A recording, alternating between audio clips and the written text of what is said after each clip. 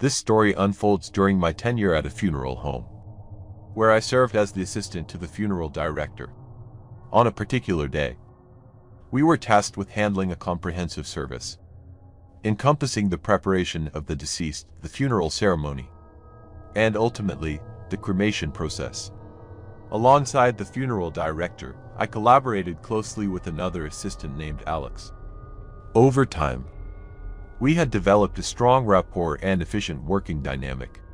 Alex, in particular, was renowned as the go-to assistant for managing cremations.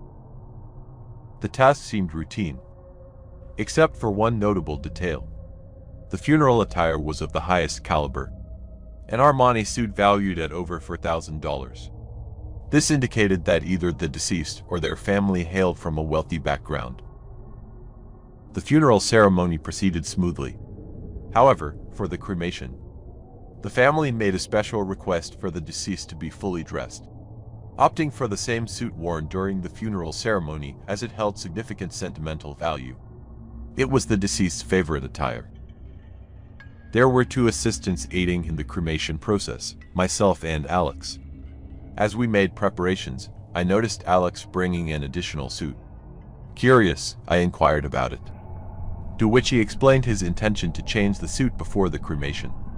While aware that Alex occasionally engaged in such practices to earn extra money, I cautioned him carefully, given the expense of the suit. I didn't want any potential risks to compromise our task, as we were both involved in it.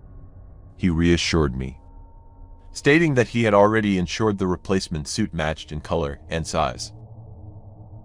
I stepped out of the preparation room, deciding to smoke outside while Alex clandestinely changed the suit. I preferred not to be present while he carried out that task. The cremation process was successfully completed, and overall, it was a job well done for both of us. The following week proceeded as usual, until the weekend when I was scheduled for another job, involving funeral preparations. Initially, it was supposed to be Alex and me as assistants. However, when the time came to commence the task, Alex was nowhere to be found. Despite my attempts to reach him via phone, his line remained disconnected. Consequently, we were forced to delay the proceedings for an hour until another assistant arrived. Later that day, I received the distressing news that Alex had been involved in an accident on his way to the funeral home.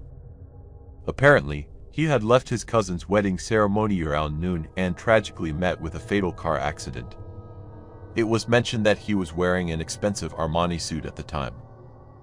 Recalling the incident from the previous week where he had planned to swap suits, I couldn't help but wonder if it was the same suit he had taken from the deceased. The eerie coincidence struck me when I remembered that the deceased had also perished in a car accident. Was it merely a coincidence or perhaps a manifestation of karma? The thought sent shivers down my spine.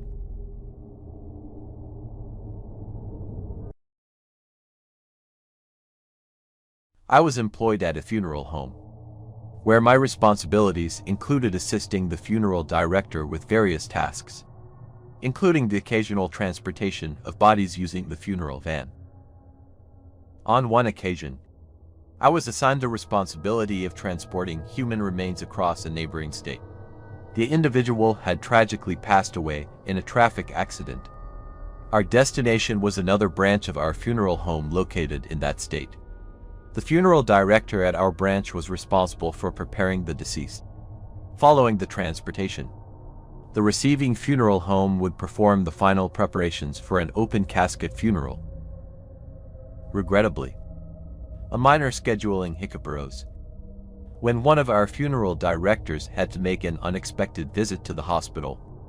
Consequently, the remaining staff had to work overtime to complete the necessary preparations.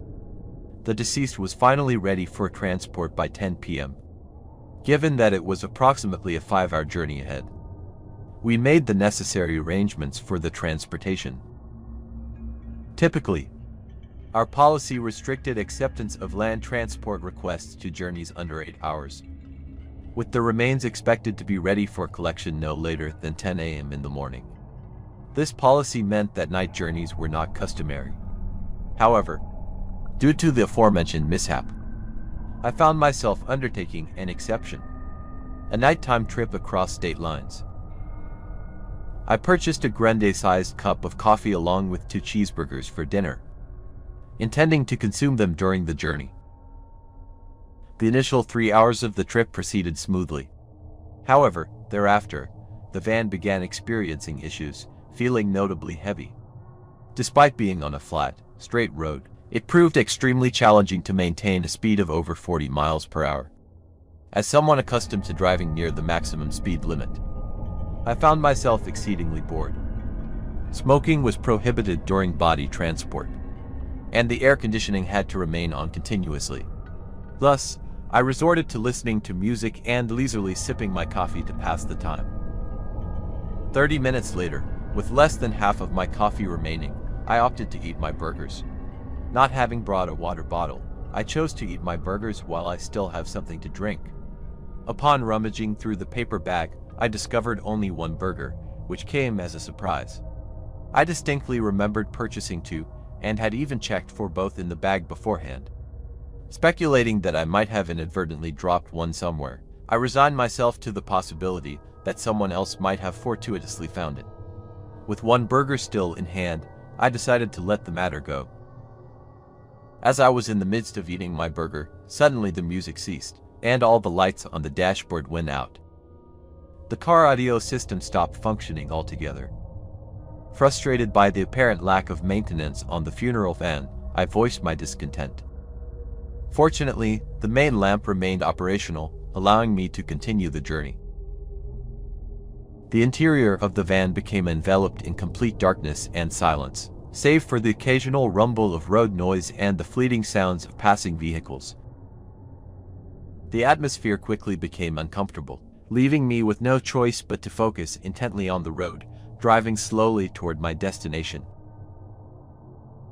Suddenly, I heard a faint noise emanating from the back of the van, resembling the rustling or opening of paper. Goosebumps prickled my skin out of nowhere, accompanied by a buzzing sensation in my ears. With no stops along the way, I could only muster my resolve to ignore these unsettling occurrences and focus on reaching my destination. I persisted in driving despite experiencing persistent goosebumps and a persistent buzzing sound, occasionally jolting with shock for no apparent reason. The situation had thoroughly unnerved me, and I struggled to maintain my composure, doing my utmost to prevent myself from succumbing to panic. Upon finally reaching the funeral home after a grueling 7-hour drive, I realized the journey had taken an additional 2 hours due to the vehicle's poor condition. Upon arrival, I found several assistants waiting at the side entrance, ready to assist with moving the body inside the building. Exhausted and with the time already past 3 a.m., I decided to seek rest at the nearest motel. In the morning, I was abruptly awakened by the ringing of my phone, which displayed an incoming call from an unknown number.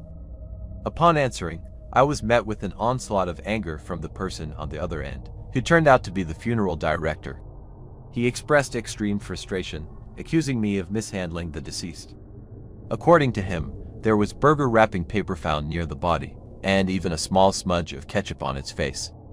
I was utterly stunned by the accusation, as it seemed impossible. I explained to him that I had driven nonstop, and suggested that he review the footage from the van's dashcam, as well as the security cameras at both funeral homes. I assured him that I hadn't made any stops along the way. Despite this, he insisted that he would be reporting me, and requested that I be fired. I ended the call abruptly, unable to bear any more of his shouting. I purchased a cheap plane ticket for my return home. At that point, I no longer cared about the possibility of being fired. The ordeal of that last night drive was something I had no desire to experience again.